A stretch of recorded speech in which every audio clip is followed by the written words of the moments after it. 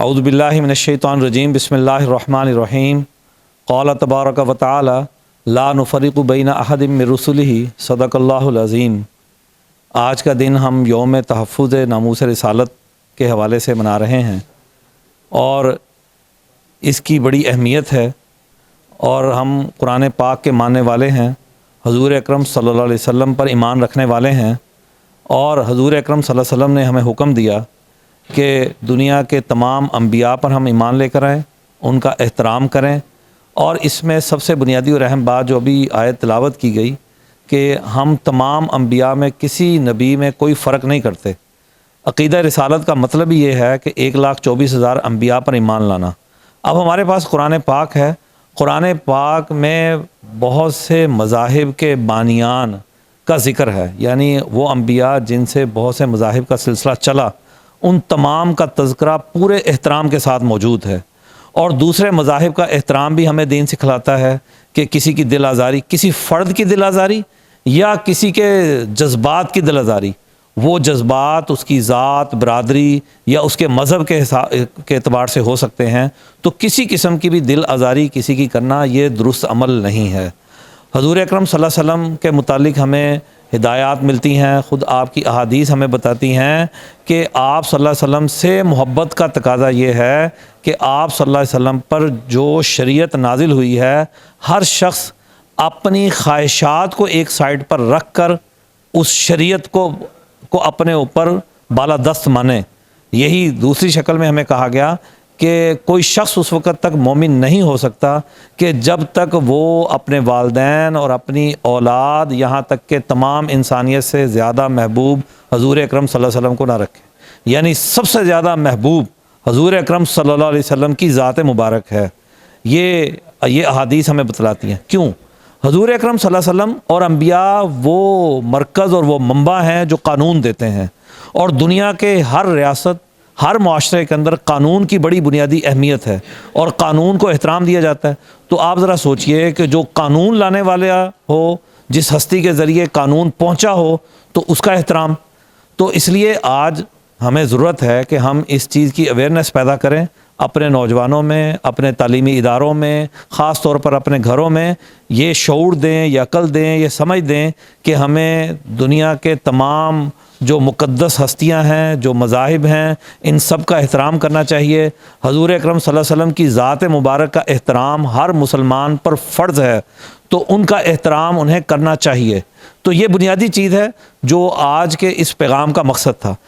ایک اور اہم بات جس کو سمجھنا ہے، پہلے زمانے میں یا اب تک ہم صرف زبان سے بات کرتے تھے، 1 to 1 بات کرتے تھے، اور اب مواصلات کی ترقی ہوئی تو ہم آگے بڑھے، لیکن اب انسانیت ترقی کر کے ٹیکنالوجی کے زمانے میں داخل ہو چکی ہے۔ دیکھیے،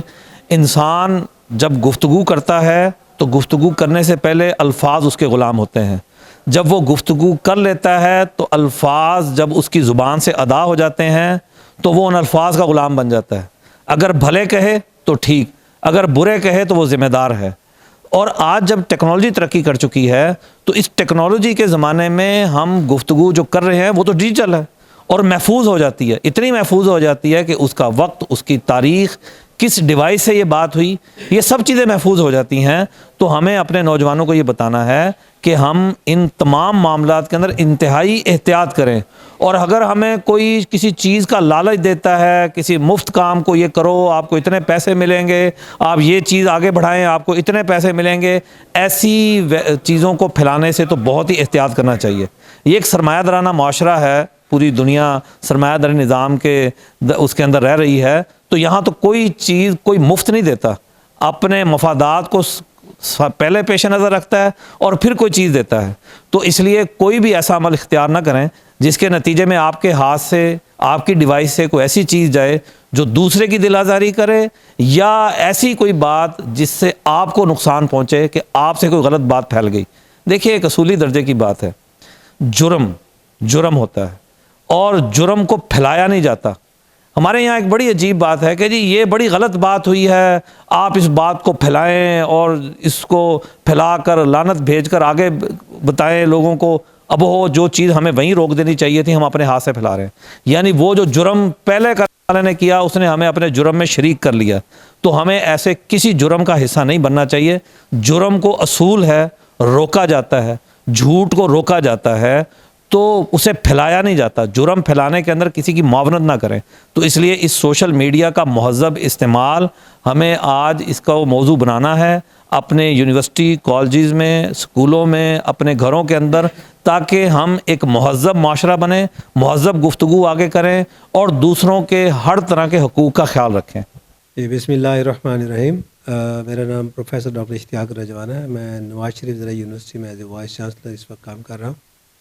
اور آج 15 مارچ کے حوالے سے یوم تحفظ ناموس رسالت صلی اللہ علیہ وسلم کے حوالے سے جہاں HEC نے ایک خوبصورت تقریب یا آپ کہہ لیں کہ ڈسکشن کا آغاز کیا، وہاں ہم نے اپنے پاس یونیورسٹی میں بچوں کو یہ سمجھانا کہ سوشل میڈیا جو ہے وہ کس طرح سے ان کے ذہنی نشو و نما میں مثبت اور منفی کردار ادا کر سکتا ہے، اور کس طرح سے کچھ غلط طریقے سے سوشل میڈیا کا استعمال، جس کو ہم کہہ سکتے ہیں کہ ایبیوز آف سوشل میڈیا کے ذریعے لوگ جو ہیں وہ ہمارے معصوم بچوں کو استعمال کر کے اور ان سے حضور صلی اللہ علیہ وسلم کی شان میں یا قرآن کی شان میں یا اللہ جل جلالہ کی شان میں کچھ غلط باتیں جو ہیں وہ ان سے منسوب کرا کے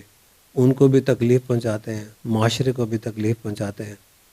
اور بعض دفعہ ہم نے دیکھا ہے کہ خاندان یا فیملی میں اس قسم کی تبصرے یا اس قسم کی باتیں نہ ہونا، اور بچوں کو موبائل کے رحم و کرم پہ چھوڑ دینا، یا اداروں میں جہاں بچے پڑھتے ہیں وہاں پہ دینی بات کا نہ ہونا یا نہ سننا بچوں کا، وہ اس قسم کے عارضے جو ہے ان میں بچوں کو مبتلا کر رہا ہے۔ اور ابھی ریسنٹلی جو ایک گجراوالا کا واقعہ شاید ہمارے سامعین نے سنا ہو، جس میں ایک 22 سال کا بچہ اور ایک 16 سال کا یا 17 سال کا بچہ وہ اس سوشل میڈیا کے جھانسے میں آ کے تو اپنی زندگی میں بھی ایک قسم کا ناکام ہو گیا، اور آخرت میں بھی اللہ جانے کہ جس نے حضور صلی اللہ علیہ وسلم کی شان میں گستاخی کی، آخرت میں اللہ اور اللہ کا نبی جانتا ہے کہ اس کا کیا حصہ ہے۔ ہمارے لیے یہ بہت بڑی تشویش کی بات ہے کہ ہم اپنے طور پہ اداروں میں اپنے بچوں کو کس طرح سے تحفظ ناموس رسالت سے آگاہ رکھیں، اور ان کو سوشل میڈیا کے جو نیگیٹو ایلیمنٹس ہیں ان سے آگاہ رکھیں۔ اور